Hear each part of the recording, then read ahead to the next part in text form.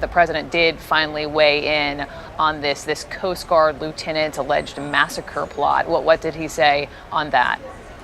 That's right, Brooke. This is the first time that this so-called white supremacist Coast Guard has been weighed in on by the president. He said that it's a shame, a very sad thing when a thing like that happened.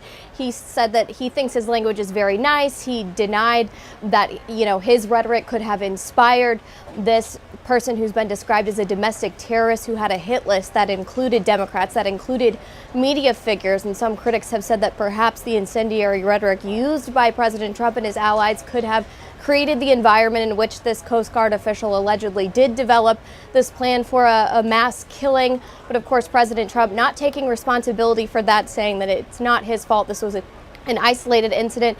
White House officials throughout the day had sort of shied away from weighing in on this, from taking any responsibility, commenting on the link to President Trump. So this was the first we heard President Trump condemning the attack, but not accepting responsibility for his rhetoric, Brooke.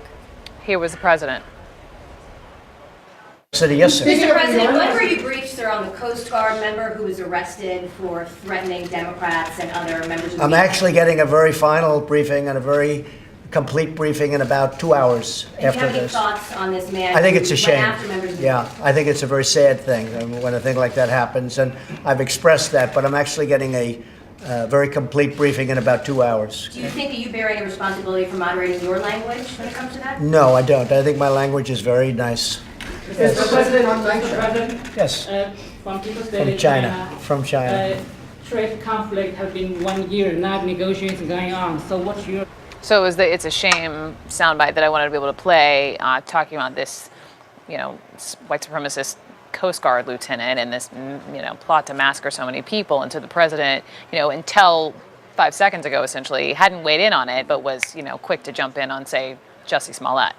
Yeah, again, if you're waiting to determine all the facts, I think we saw a lot of politicians might want to be doing that more. Crystal Liza wrote a great piece this week about how people are rushing to weigh in and offer condemnation before they know what's happening. That's fine. And if you're Donald Trump, waiting normally is a good thing, but he waits and he picks and chooses on what he waits in or what he weighs in on. And that's ultimately the problem. And so then when he gives a milquetoast, well, it's a shame, it obviously seems as not doing enough and picking and choosing his battles.